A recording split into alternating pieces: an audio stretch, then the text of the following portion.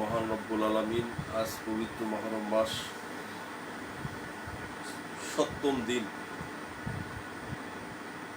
আমরা মাতুম পাকে শাহমালিক পিতায়রা পাক দরবার শরীফ হালকা পাকে উপস্থিত মওলা পাক আমাদেরকে তার নবী এবং নবীর আহলে বায়াতের মহব্বতে আমাদেরকে এখানে মাতুম পাক করার জন্য এবং রসুল পাকের আওলাদের জিয়ারত শরীফ পাঠ করার জন্য আমাদেরকে তৌফিক দান করেছেন।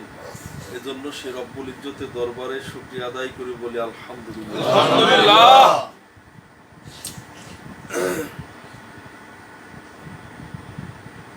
সেই সাথে তার পেয়ারা হাবিব সাইদুল মুরসালিন নূর নবী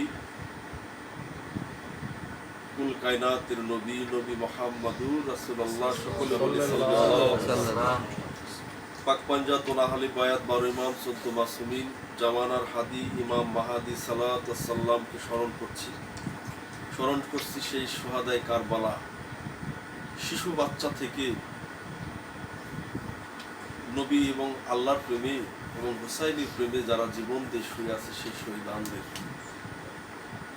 সেই সাথে আমার মাওলা আমার মহান মুর্শিদ কেবলা খাজা বাবা শাহ সুফি বাবা মাইনুদ্দিন আল চিশতি নিজামী শিবরামপুরী, আমার মাওলা মানিক শাহ বাবার নূরি কদম মোবারক অনন্ত কোটি ভক্তি সালাম এবং উপস্থিত আসে কানে তরিকত আহলে বায়াত পাক পাঞ্জাতের অনুসারী সমস্ত তরিকার মানুষ সবাইকে জানাই সালাম। সালামু আলাইকুম, আসসালামু আলাইকুম ওয়া রাহমাতুল্লাহ। দেখেন আজকে আমাদের যে আলোচনা, আমরা বিগত কাল আহলে বায়াতের শানে আলোচনা শুনতেছি, এটা আমাদের ভাগ্য, তাই না? বহু মাহফিলে লক্ষ লক্ষ টাকার আলেম ভাড়া করে নিয়ে এসে ওয়াজ নসিহত হয়, লাইলি মজনুর গুণ কীর্তন গায়ে যায়, ইউসুফ জুলেখার প্রেমের কাহিনী বলে সারা রাত, এই ভালো না সেই ভালো না, এই ভালো না সেই ভালো না, কিন্তু আহলে বায়াতের ওয়াজ দেখবেন আপনারা কোথাও করতে চায় না। 2-4 জন যদি আহলে বায়াতের শানে মানুষকে ডাকতো, মানুষ এখনো কারবালাকে ভালোবাসে, এখনো নবীর আওলাদকে ভালোবাসে। রসুলের আওলাদের ইতিহাস যদি মানুষের কাছে তুলে ধরা হয়, ধরবে কারা? আলেমরাই তো ধরবে নাকি? ধর্মের দিনের যারা মুস্তাহিদ, যারা জ্ঞানী, যারা ইতিহাস বিশারদ, আমরা তো সাধারণ, আমরা বুঝি না, কিন্তু যারা এই বিষয়ের উপরে স্কলার, পড়াশোনা করছে, ডক্টরেট করছে, লক্ষ লক্ষ টাকা দিয়ে যাদেরকে বায়না করে আনা হয়, তারাই তো বলবে আমরা দুপে বসে বসে শুনবো, শুনে কি এটার মুআদ্দাত, এটার প্রেম আমরা গ্রহণ করব। কিন্তু এটা আমাদেরকে কেন শোনানো না জানেন? এটাই মাবিয়ার চক্রান্ত, এটা এজিদের চক্রান্ত, এটা উমাইয়া বংশের চক্রান্ত, এটা আব্দুল ওহাব নজদির চক্রান্ত। এর ট্যাবলেট খেয়ে যারা আলিম উলামা হয়েছে, এদের বড়ি ট্যাবলেট খেয়ে যারা শিক্ষিত হয়েছে, ওরা সারা জীবন মগজের মধ্যে মানুষকে ধুলাই করে দিতেছে। আহলে বায়াতের সম্মান ওরা তুলেই ধরতে চায় না। কেন ধরতে চায় না? ওরা যদি এই ইতিহাস এইভাবে বলে, মানুষের আত্মশুদ্ধি হয়ে যাবে, কারণ মানুষের আত্মা পবিত্র হয়ে যাবে, কারণ এটা হলো পাক পাঞ্জাতন, পাক ও পবিত্র। এই পবিত্র মহামানবকে অনুসরণ করলে, যাদেরকে অনুসরণ করতে আল্লাহ, যাদেরকে তাবিদারি করতে আল্লাহ হুকুম করছে, ফরজ করে দিচ্ছে, আল্লাহ ডাইরেক্ট বলছে এদেরকে মহব্বত ছাড়া যদি কেউ নামাজ রোজা হজ যাকাত কালেমা আমার কাছে আসে, বান্দা স্বীকার করে, ওকে আমি চিনবো না। হাসরের দিন ওয়া মান কানা ফি হাদিহি আমা ফাওয়া ফিল আখিরা আমা আদাল্লু সাবিলা, ওরা অন্ধ হয়ে উঠবে, হাসরের দিন চিনবে না, পথভ্রষ্ট হয়ে যাবে, গাফেল হয়ে যাবে, চিনবে না ওরা আমি আল্লাহ কি বা আমার নূর মুহাম্মদ সাল্লাল্লাহু আলাইহি ওয়াসাল্লাম। আলে মুহাম্মদ কেন শোনাই না এগুলো জানেন? শুনলে মানুষ প্রেমিক হইতো, মানুষ রসুল পরিবার আওলাদের রসুলের মহব্বতে মানুষ মাজনুব হয়ে যাইত। তাহলে তো আর এই যে টেনে কায়দে কারবালার ভিতরে যে ক্ষমতা নিয়ে পূর্বপুরুষ শপথ করছে তারা নবীর বংশকে ধ্বংস করবে, এনে এই কথা দোয়া না? তাহলে কি করে করা যায়? মক্কা তো বিজয়ী হয়ে গেল, যারে মক্কা থেকে বিদায় করে দিলাম মদিনায় রাতের অন্ধকারে, উতবা সাহেবা, আবু সুফিয়ান, এদের নেতৃত্বে ছিল না? উমাইয়া গোত্রের লোক, একটা হাশিমি গোত্র, একটা উমাইয়া গোত্র, রসুল পরিবার ছিলেন হাশিমি গোত্র, আর যারা আমার নবীর বংশকে কতল করছে এরা ছিল উমাইয়া বংশ। এই দুই বংশের চিরদিন শত্রুতা ছিল। কারণ মক্কা শহরে বাক্কা শরীফ ছিল, এটা বাক্কা শহর, রাসূল পাকের আগমনে মক্কা শরীফ হয়ে গেছে, সুবহানাল্লাহ, পবিত্র জায়গা হয়ে গেছে। পবিত্র মহামানব যেখানে পদার্পণ করবে জায়গাটা পবিত্র হয়ে যাচ্ছে, সুবহানাল্লাহ। এরা প্রত্যেকই তাদের সাথে দুশমনি করত। তারা দুশমনি করতো কে? কারণ হাশিমি পরিবার ছিল সুয়েদ পরিবার, এরা মানুষকে দান খয়রাত বেশি করতো, মানুষদেরকে সম্মান করতো, দেখলেই মায়া লাগে। রসুল পরিবারের একজন যদি একটা শিশু বাচ্চাও এখানে আসে, আমরা কি করব? পাগল হয়ে যাবো আমরা যদি মুমিন হয়ে থাকি। রসুল পরিবারকে ভালোবাসলে কি হয় জানেন? আউলিয়া হয়ে যায়। রসুলের আওলাদকে সম্মান করলে আল্লাহ তার দুনিয়া এবং আখিরাতের সম্মান আজম স্থান, বড় স্থান করে দেয় আল্লাহ। দেখেন নবী পরিবারকে ভালোবাসার কারণে জুনায়েদ বগদাদি আল্লাহর ওলি ছিলেন না? জুনায়েদ বগদাদি নাম শুনছেন না? দেখেন রসুল পরিবারকে সম্মান করলে কি হয়। জুনায়েদ ছিলেন কুস্তাল, জুনায়েদ কি ছিল? বক্সিং খেলাইতো। কুস্তাইল ছিল শক্তিশালী কুস্তিগিরি ছিল। তখন আগে এই রাষ্ট্রের বাচ্চার দল, ওই রাষ্ট্রের বাচ্চা দল কুস্তি হইতো, যে জিতবে স্বর্ণের মেডেল দিত, এই প্রতিযোগিতা হইতো। তাই ওই বাগদাদের জুনায়েদ বগদাদি রহমতুল্লাহ ওই বাগদাদের বাদশার বাড়িতে থাকতো, খাওয়াইতো, স্পেশালি খাওয়া খাওয়াইতো। জুনায়েদ কি ছিলেন? ওই বাড়ির কুস্তাল ছিলেন, পালোয়ান ছিলেন, রাজা খেলা রাখতো। এত শক্তিশালী জুনায়েদ, জুনায়েদের সাথে কেউ যুদ্ধ করে পারে না, কুস্তিগিরি করে পারে না। জুনায়েদের একটা ঘুষি দিলে ও 50 হাত দূরে পড়ে যায়, এত বড় বীর। জুনায়েদের নাম শুনলে অন্য অন্য দরবারের পালোয়ানরা, কুস্তিশীলরা ভয়তে প্রসাব করে দিত। সে জুনায়েদকে সারা জীবন পালতো, এক বাচ্চা খাওয়াইতো, আদর করতো, জিততো, জুনায়েদকে দিয়ে মেডেল আনতো, রাষ্ট্রের মান বাড়তো। খেলায় যে জিতবে তার রাষ্ট্রের পুরস্কার পেলে মান বাড়ে না? জুনায়েদ কি ছিল? তাহলে কি সাধারণ একজন কুস্তিগির ছিলেন, পালোয়ান ছিলেন। সেই জুনায়েদের সাথে যুদ্ধের কুস্তালের খেলার প্রতিযোগিতা দিছে। যেই শুনে জুনায়েদের সাথে, রাজা বলছে কে পারবে আমার জুনায়েদের সাথে, চ্যালেঞ্জ করাবো, খেলা অমুক দিন। কিন্তু সবাই জুনায়েদের নাম শুনলে ভয় পায় না। জুনায়েদ বগদাদির নাম শুনলে কি করে? ভয় পায়। নবীর 16তম বংশধর ইমাম হুসাইন আলাইহিস সালামের 16তম বংশধর, রাসূলের 16তম বংশধর। নবীর বংশের এমন একটা জিনিস, ঘরে খাবার না থাকবে কোনোদিন কেউ কাছে হাত পাতবে না। ঠিক। আবার ফাতেমার ঘরে খাবার থাকতো না, কিন্তু কেউ কাছে হাত পাততো না। ঠিক। ইরাইস হয়ে অনাহারে জীবন কাটছে, কিন্তু কেউ কাছে মানুষ যদি বলতো কেমন আছেন, বলে আলহামদুলিল্লাহ, হাসি মুখে কথা বলতো। আর আমরা তো একটু খাবার ঘরে না থাকলে পাগল হয়ে যায়, মরছি রে, এরকম না? তাই নবী পরিবারের 16তম বংশধর, হুসাইনের বংশধর, কাঠের মতো শুকায় গেছে লোকটা, ঘরে খাবার নাই, নবীর আওলাদ না খেয়ে গেছে। বিবিতে বলছে আজকে কয়েকদিন কাজ করেন না, বাচ্চা কাচ্চা ছোট খাবার, 2 বছর, 2.5 বছর, 3 বছর, 5 বছর এরকম বাচ্চা রয়েছে, আমার কাছে খালি কাবের, আমি কোথায় থেকে খাবার যায় জেনে কাজে কেউ নেয় না, শরীরের গঠন দেখে কেউ কাজেও নেয় না। কিন্তু ঘরে খাবার নাই, নবীর পরিবার কেউ কাছে কর কাটা নাই। রসুল পরিবার, হ্যাঁ, ঘরে খাবার নাই, না খেয়ে থাকবে, তবু জীবনে বলবে না আমি অনাহারে আছি। এই শিক্ষা ইসলাম থেকে আমরা পাই না রাসূল? নবী পরিবার ঘরে খাবার নাই, জোগাড় করতে পারে না, দিন বুঝে সন্ধ্যা হয়ে গেছে, বাড়ি গেছে, বিবি বলছে রাগ একটু মনোমালিন্য করছে, প্রতিদিন যান, সন্ধ্যায় আসেন, সন্তানদেরকে বুঝদান করি, কি করি যে তোর বাবা আসলে খাবার দিবার, কিন্তু সন্ধ্যা হয়ে যায়, আপনি তো আর খাবার আনেন না, ছেলে সন্তানদের ঘুমায় যায়, কি বুঝ দেবো, সকাল হলে তো আবার খাবার। নবীর বংশধর, আওলাদে রাসূল, হুসাইনের বংশধর, হুসাইনের সন্তান, চোখের জল ফেলায় কাঁদতেছে যে আমি পবিত্র রাসূলের বংশধর, পাক পাঞ্জাতনের নূর আমি, আমার ঘরে খাবার নাই, সারা দুনিয়াটাই সৃষ্টি করছে আমাদের জন্য। আমার রসুল পরিবার যদি না হইতো আল্লাহ জগতই বানাইতো না। আল্লাহ কি পরীক্ষা করতেছে, কেউ কাছে বলারও কাজে নাই। সন্তান তো সকালে খাবার চাবে, তাহলে আর এই দেশে থাকবে। রাতের অন্ধকার উনি সকাল হওয়ার আগে রওনা দিছে, কোথায় খাবার আছে, চোখে অশ্রু, দেখে যে পোস্টার টানাই দিছে জায়গায় জায়গায়, এলান করছে যে কে আছে জুনায়েদের সাথে যুদ্ধ করবে, যে জিতবে রাজা তারে একটা রাজ্যের বড় অংশ লিখে দিবে। জুনায়েদের নাম যে শুনে সেই কি হয়, ভয়তে পলায়।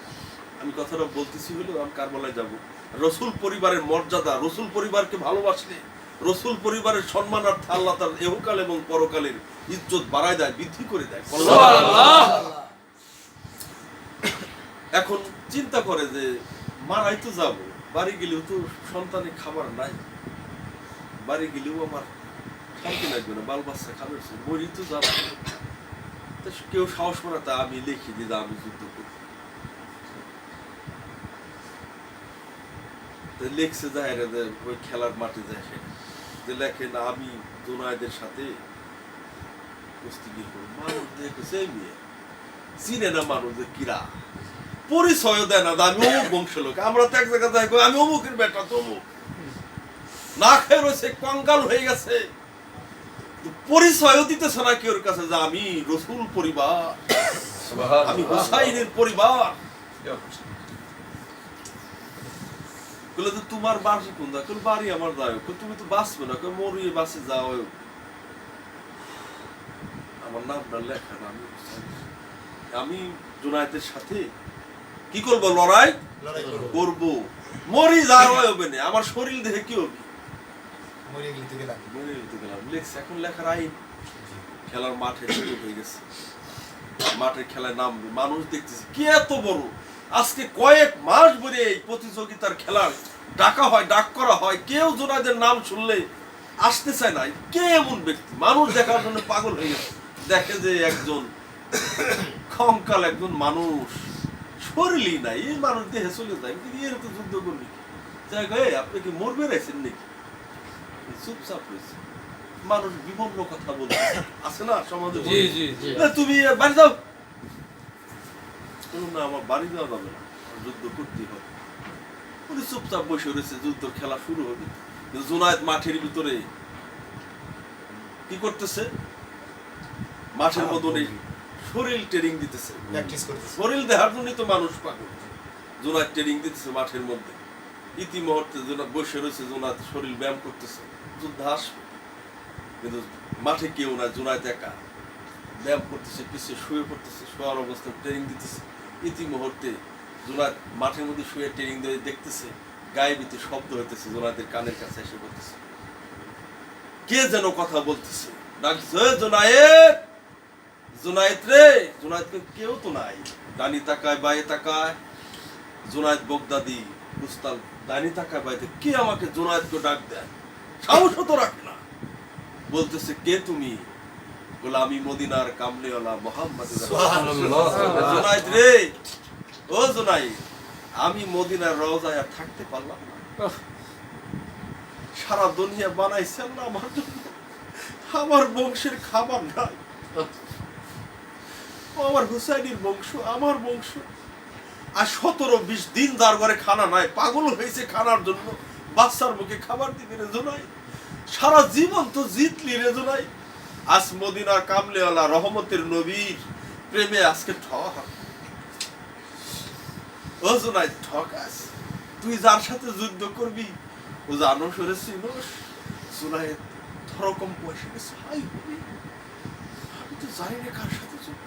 বলো জুনায়েদ রেও আমার বংশ, যদি একবার ঠকে যাস রে জুনায়েদ, তুই অপমান হস, কুলমান হারাস, তোরা আসমান জমিনের বাদশা বানাই দিয়ে যাবো।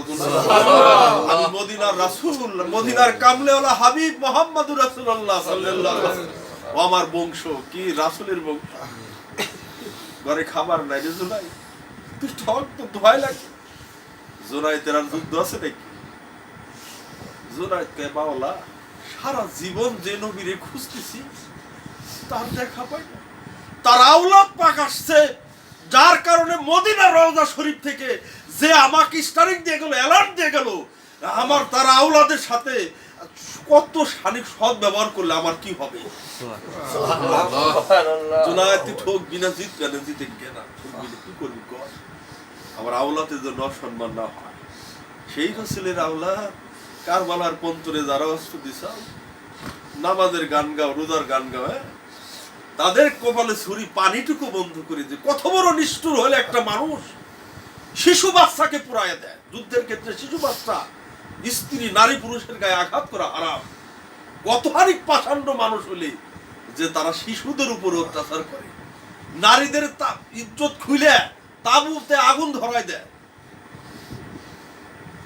ওরাই তো বীজ বুই না আমাদের সন্তান আমাদের সমাজের মধ্যে আজকে ডোজ খাওয়াই দিয়ে আহলে বায়াত কি জিনিস, পাক পাঞ্জাতন কি জিনিস, এই কিসসা মানে এটা সাধারণ একটা ধারণায় মনে করেন ধর এ কি ওরা আমরা সিয়ারা এরকম ধরনের কথা। ঠিক জুনায়েদ বাগদাদি চোখের অশ্রু ফেলাইতেছে, ঠিকই গেছে জুনায়েদ বলেছে না রে, যুদ্ধ তো আমার করতেই হবে। যুদ্ধ মাঠে নিয়ে আসে পালন নে মরা ধরা মানুষ, মানুষ আশ্চর্য হয়েছে জুনায়েদের মতো শক্তিশালীর সাথে। উনি তো আর কেউ জানে না, জুনায়েদের কানে তো দিয়ে হয়ে গেছে, জুনায়েদ নাও চিনতে পারে, জুনায়েদের কাম হারা হয়ে গেছে। জুনায়েদ ফুটাই ফুটাই অশ্রু পড়তেছে যে একবার শুধু ওনার দর্শনটা দেখে দুই পায়ের মধ্যে পড়ে যায় বলবো মালিক আমি জুনায়েদ সারা জীবন দিচ্ছি আর আমার জিতার স্বপ্ন।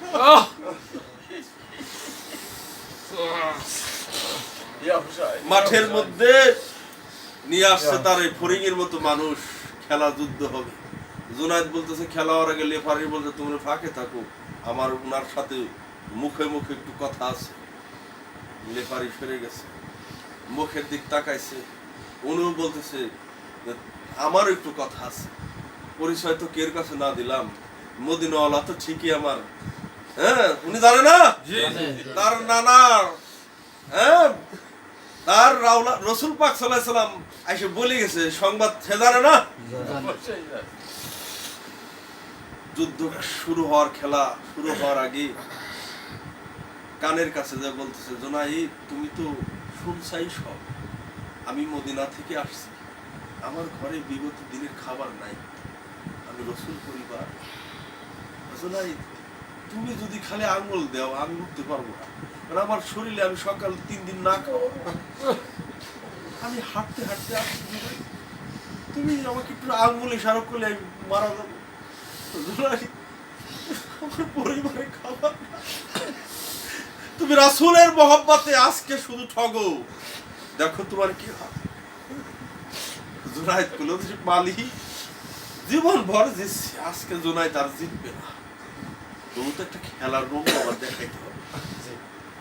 বললো আপনি আমার আগে আঘাত করেন, বললো না আমার বংশের নীতি নাই, তুমি জানো না জুনায়েদ তুমি তো মুসলমানের সন্তান, আমার বংশ কাউকে আঘাত করে না, আমার হাসান হুসাইন আমার আলী আকবর কোনোদিন আগে কাউকে আঘাত করে নাই, আঘাত নিছে তারপর আঘাত করছে, তুমি আমাকে আঘাত করো। যুদ্ধ শুরু হয়ে গেছে, জুনায়েদ চিন্তা করে কি করে আমি এই শরীরে আঘাত করি, এই আওলাদে রাসূলের আওলাদ, তবু মাপছে ইশারা দিতেছে, ঠস করে উনি একটা আঙ্গুল মাইরে দিছে, দিলি বড় জুনায়েদ বসে দিছে মানুষের মধ্যে, জুনায়েদ ঠাস পড়ে গেছে, মানুষ এই খেলা নেয় না, আবার খেলা দিচ্ছে, আবারও মারছে, জুনায়েদ পড়ে যায়। কুস্তির একটু ভাবছে জুনায়েদ মাঠের মধ্যে পড়ছে, 3 বারে বাসে জুনায়েদ গুলো দামি থামতে থামতে পড়ে দিতেছে, দেখাইতেছে, বললো যে আমি ঠকে গেছি স্যালেন্ডার। সমস্ত মানুষ হইহুল্লাহ করে এসে জুনায়েদ লাইতেন শুরু করছে, জুইতে পেটা শুরু করছে মাঠের মধ্যে, ইটা চাকাইতেছে যে রাজার বাড়ি খাও, তোমার এনে গর্ব করি রাষ্ট্রের, আজকে মরা কোথায় চাইছে এক মানুষ, তার কাছে তুমি ঠকে গেছো, তাহলে রাজা খাইছো। রাজা এসে মাঠের মধ্যে চাবুক দিয়ে বাইরে দিছে, বিয়াদব সারা জীবন তোরে খাওয়াইলাম, সব জায়গায় দিলাম, আজকে তুই ফরিংয়ের মতো লোকের কাছে ছিলি। জুনায়েদ মার খায় আর কয় যাই যাবে মোর জাতি কুলমান, তাতে ক্ষতি নাই রে, যদি আমার প্রাণ বন্ধুরে পা। ও রাজা আমি কি ঠকছি তুমি জানো, সাদার জুইতে দাও মেরে ফেলো, তাতে জুনায়েদের আজকের সমস্যা নয়, আমি আওলাদে পাককে কখনোই আঘাত করতে পারবো না, আমি আওলাদে পাককে ভালোবাসি, আমি রাসূলকে ভালোবাসি। মারতে মারতে জুনায়েদকে মাঠের মধ্যে আধা মরা করে ফেলে দিয়েছে, লাশটাই নিয়ে ফেলাই দে, এই জুনায়েদ আর লাগবে না, সোনার মেডেল খাবার দিয়ে দিছে, চলে গেছে।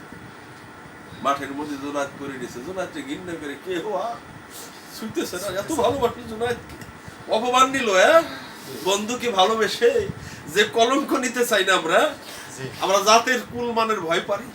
যাই পীরের বাড়ি যাইতেছি, মানসিক কাফের কাছে যাইত মনে যাবে, হাই হোসেন বলতেছি, আরে কুল মান চলে গেল। হ্যাঁ, এখন একটা ভাব আমরা করি, জোনায়েত সর্বস্ব, সম্মান, সর্বস্ব, জীবনের পুঁজি, ইজ্জত জোনায়েত মাটি ধোয়াই দিছে, বাইরে জোনায়েত জুতা পিটা করে আধা মারা করে ফালাই দিছে। মরা জোনায়েত পড়ে গেছে, অনুভূতি ঝোঁকদের ডাকতেছে, আপনার আওলাদের সাথে আমি দুর্ব্যবহার করি নাই, আমার অবস্থা খারাপ। মদিনাওয়ালা এসে সামনে দাঁড়ায় গেছে, জোনায়েত রে তোর ভয় নাই, ও জোনায়েত আমি ওলিদের তাস নিয়ে আসছি, আসমান ও জমিনের ওলিদের তাস, তোর গোত্র থেকে গাউসে পাক আসবে, গাউসে পাক আসছে। জোনায়েত বাগদাদি রাহমাতুল্লাহ আলাইহি, কিসের বাপ দাদা বাল্য, নবী নবীর আহলে বায়তকে ভালোবেসে। সাধারণ একজন ছোট মানুষ দেখেও নবীর আওলাদকে তাজিম করতে হবে। তাজিমে মুস্তাফা, ইবাদত হলো তাজিম। ঠিক, জোনায়েতের মাথায় বাইরে বেরে নিয়ে বাড়ি শুয়ে দিয়েছে, বহুত লবণ মমনদের থাকতেছে, জোনায়েত হয়ে রয়েছে। রাত্রে এসে জোনায়েতের অন্ধকার ঘরের মধ্যে জ্যোতি, হাজার ভোল্টেজের জ্যোতি দেহ নিয়ে মুহাম্মদ পাক সাল্লাল্লাহু আলাইহি সাল্লাম চলে আসছে। সুবহানাল্লাহ, রাসূল এসে বলছে, জোনায়েত। জোনায়েত চুম করছে আধার ঘরে, খোলে, আমি মদিনার কাফলেওয়ালা রাসূল। জোনায়েত কইলা, আরে সারা জীবন ভরে যদি এখন মারে রে, মরে গেলে না জানি কি হয় নবীর প্রেমে। হ্যাঁ, জোনায়েত তুমি ধন্য, জোনায়েত উঠো, জোনায়েত তোমার বুকে হাসো। কার ভালোবাসা? রাসূলের পরিবারের ভালোবাসায়। তাহলে হাসান হুসাইনের ভালোবাসায় কি হয়? আল্লাহ আসমান জমির ওলি বানায় দেয়। সুবহানাল্লাহ, আল্লাহর রাসূল নগদে তার মত ওলিত্বের তাজ পরায় দেয়। সুবহানাল্লাহ, এই নেকির পাহাড় গইরে কোনোদিন ওলি হওয়া যায় না। যারা ওলি হইছে এই তাজিমে মুস্তাফা, তাজিমে আহলে বায়তের মাধ্যমে হইছে। সুবহানাল্লাহ, এই কিরামদের সম্মান করার কারণে ওলি বানাই দিছে আল্লাহ, আল্লাহ রাসূল বানাই দিছে। সুবহানাল্লাহ, জোনায়েতের মাথায় তাজ পরায় দিল। জোনায়েত কি হয়ে গেল? আল্লাহর ওলি, আল্লাহর ওলি। মায়ের খেলো, অপমান নিল আহলে বায়তের জন্য, কিন্তু জোনায়েত বাগদাদি রাদিয়াল্লাহু তাআলা আনহু, যার গোত্র থেকে সারা জীবনে আহলে বায়তের হাই হোসেন পাকের, মাতম পাকের খানকা সারা বিশ্ব দরায় রয়েছে গাউসে পাকে। সুবহানাল্লাহ, সারা পৃথিবী জোড়া গাউসে পাকের খানকা ইমামবাড়ি রয়ে গেছে। কথা ঠিক কি? ঠিক। কি হয়? আহলে বায়তকে ভালোবাসো না কারে ভালোবাসো? দেখেন আহলে বায়ত, এই শুহাদায়ে কারবালা, কারবালার ঘটনা কত খ্রিস্টাব্দে? হিজরিতে 61 হিজরিতে, আজকে 1447 হিজরি চলতেছে, প্রায় 1400 বছরে, 1390 বছর কারবালার ঘটনা ঘটছে। কথা ঠিক কিনা? ঠিক। এই ইমাম পাকদের পতন হয়েছে। কিন্তু নূহ আলাইহিস সালামের ইতিহাস জানেন আপনারা? প্রত্যেক নবীকেই আল্লাহ কারবালার ইতিহাস শোনাইছে। সুবহানাল্লাহ, এটা তো জানেন না? জানেন না? প্রত্যেকটা নবী পয়গম্বরকে আমার কাছে দলিল আছে, তারা কারবালার কাহিনী শুনছেন, খালি বলছে আল্লাহ নবী না হয়ে যদি কারবালায় যুদ্ধ হইতাম, নবীর আওলাদের জন্য জীবন দিল, আমার মর্যাদা বেশি থাকতো। নবীদেরকে কেন বলছে? মানে নবীদের দায়িত্ব করে দিয়েছে, তোমরা এই পাঞ্জাতুন আহলে বায়তের দাওয়াত পৌঁছাই। নূহ আলাইহিস সালাম উনি দ্বিতীয় নম্বর নবী ছিলেন নাকি? হযরত আদম আলাইহিস সালাম, তারপর শীষ পয়গম্বর, তার ছেলে, তারপরে তো মনে হয় নূহ আলাইহিস সালাম। জানেন খেয়াল আসতেছে না? নূহ আলাইহিস সালাম আজ থেকে কত বছর, হাজারের নবী হিসাব নাই, 8000 বছর হইতে পারে, 10,000 বছর হইতে পারে, তাই না? আর কারবালার ঘটনা 1400 বছর, আর নূহুর ঘটনা হলো 10,000 বছর, 8,000 10,000 বছর পূর্বের ঘটনা। নূহ আলাইহিস সালাতু ওয়াস সালাম কি তিনি নবী ছিলেন না? কোরআনের মধ্যে সূরা নূহ আসছে, সূরা নূহই আসছে, একটা সূরা আসছে যাহাকে শরীয়তের নবী বলা হয়। যিনি দাওয়াতের কাজ করছিলেন, নূহুর কিস্তি বানাইছিলেন না? যে কিস্তিতে সাওয়ার হইলে নাজাত পেত মানুষ নাকি? বিশাল প্লাবন দিছিলেন, সংক্ষিপ্ত বলতেছি, বিশাল প্লাবন হয়ে গেছিল। নূহ আলাইহিস সালাম দিন যারা গ্রহণ করে না, লা ইলাহা ইল্লাল্লাহ, নূহ রাসূলুল্লাহ যারা পড়েন না, দিন কবুল করেন না, নূহ আলাইহিস সালাম আল্লাহর কাছে বলল, আল্লাহ দিন কেউ গ্রহণ করতেছে না, এদের ধ্বংস করে দেন। আল্লাহ বলল তুমি তাড়াতাড়ি কিস্তি বানাও।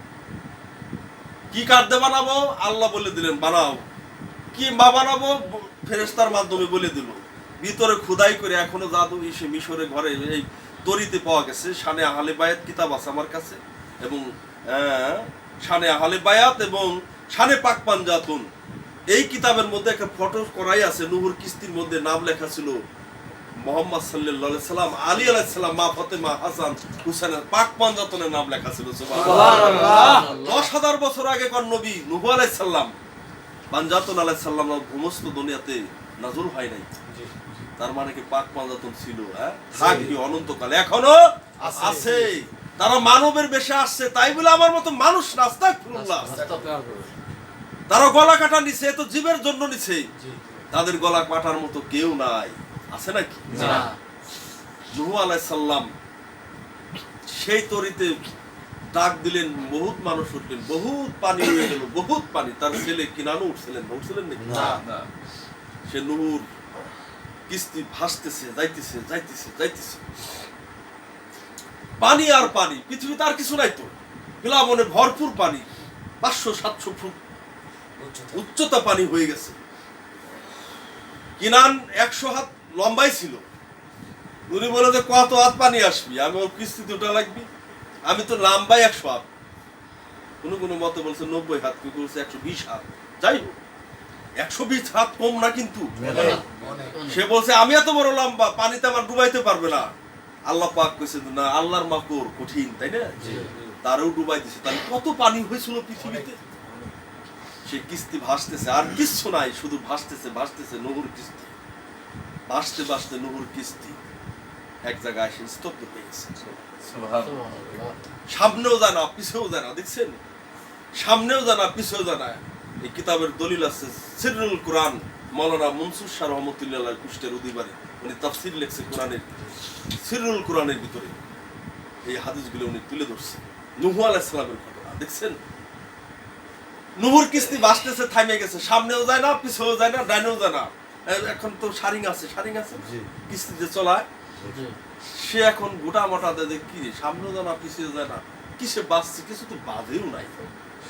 নূহ আলাইহিস সালাম উপরে রয়েছে, ওখানে নারী পুরুষরা উঠছে, পশু পঙ্খিরাও রয়েছে, চলতেছে, পৃথিবী ভরপুর পানি, কোথাও সব খাবার দাবার ওদের মধ্যেই পায়খানা করছে মানুষ। বইরেই হালাই চলে, ইতিহাসে জানা যায় নূহুর কিস্তি, পায়খানা করতে করতে। হালাবে কিভাবে? এক বুড়ি দেয়া পড়ছে, পায়খানা করবে দেয়া, হে পরে দেয়া, হেরে ধুয়ে নিয়ে গেছে। পরে মানুষ তো এসব ময়লা খাওয়াই শুরু করতেছে, দেখছেন না? আল্লাহর কুদরত কঠিন। সেই নূহ নবীর কিস্তি থাইমে গেছে, সামনে যায় না, পিছেও যায় না। নূহ আলাইহিস সালামের কিস্তি সারিং চিন্তা করে কোথায় যায়, ডানেও যায় না, বায়েও যায় না, সামনেও যায় না। কিছুক্ষণ পরে দেখেছে শুধু রক্ত আসা শুরু করছে, প্রচুর পরিমাণ রক্তর পানি। কেমনে রক্ত আর বেশি বেশি হইতেছে, তখন কি চুলকে যাওয়ার বিষয় না? এত রক্ত, সামনে জনাব কি বাজলো, মাইপে দেখে যে কোনো কিছুই বাজে নাই, দিশে মিশে না পায়, সারি চলে গেছে হযরত নূহ আলাইহিস সালামের কাছে। জাহের পশ্চিম, মালিক, হে আল্লাহর নবী, আমার নৌকা তো সামনেও জানা, কিছুও জানা, ডাইনেও জানা, বায়েও জানা, পর্যাপ্ত পরিমাণ পানি আসতেছে, রক্তের পানি। নূহ আলাইহিস সালাম ভাবতেছে তাহলে মনে কিছু বাচ্চা টাচ্ছে, তুমি সারাই টারাই দাও, কোনো না ঘটনা কি, তাহলে চল যাই। নূহ আলাইহিস সালাম অনেকক্ষণ চেষ্টা করলেন, কি করলেন? সামনের দিক চেষ্টা করতেছেন যে এই পানির ভিতরে এত রক্ত, কোথায় আসলাম?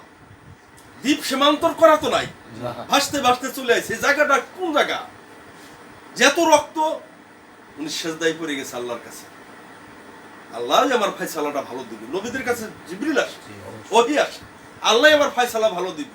উনি সেজদায় পড়ে আল্লাহকে স্মরণ করার পরে আল্লাহ জিবরাইল পাঠাই দিছে, যাও জিবরাইল বলে আসো এই জায়গা এটা করতে হবে। জিবরাইল এসে সালাম দিয়ে দাঁড়াইছে, হে আল্লাহর নবী নূহ আলাইহিস সালাম, আপনি সেজদা ওঠেন, এই জায়গাটা সেই জায়গা, এখানে কিছুই বাদে নাই, এখানে কোনো কিছু দিয়েও ছড়া যাবে না, এখানে জিয়ারতে কারবালা পড়তে হবে। সুবহানাল্লাহ।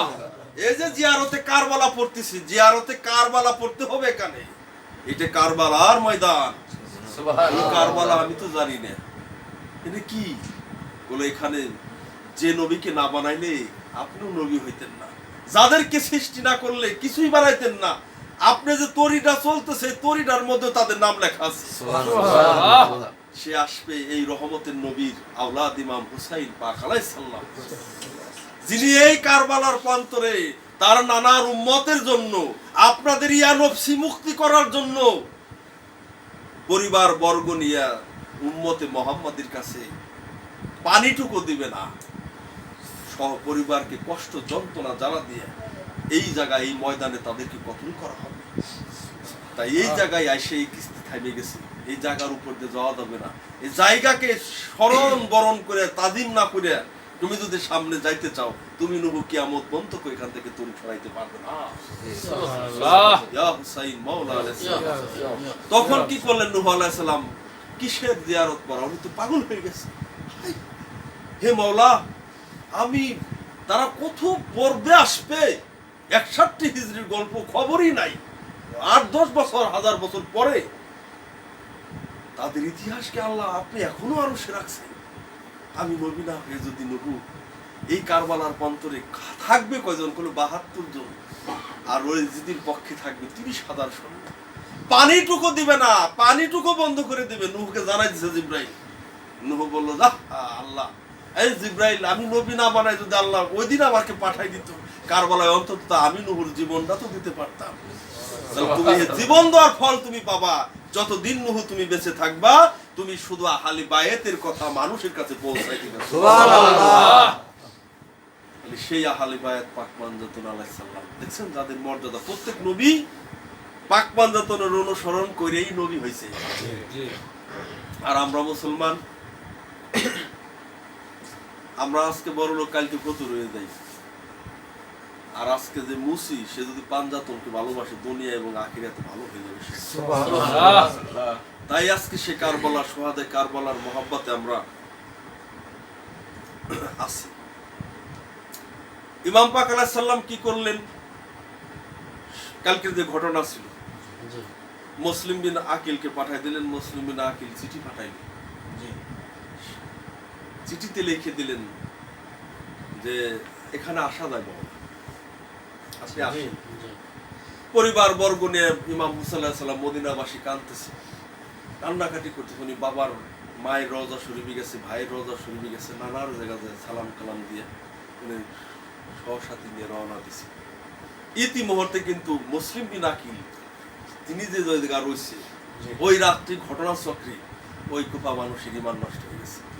আব্দুল ইবনে জিয়াদ বড়ই ক্ষতিকর করছে। উনি দামেস্কে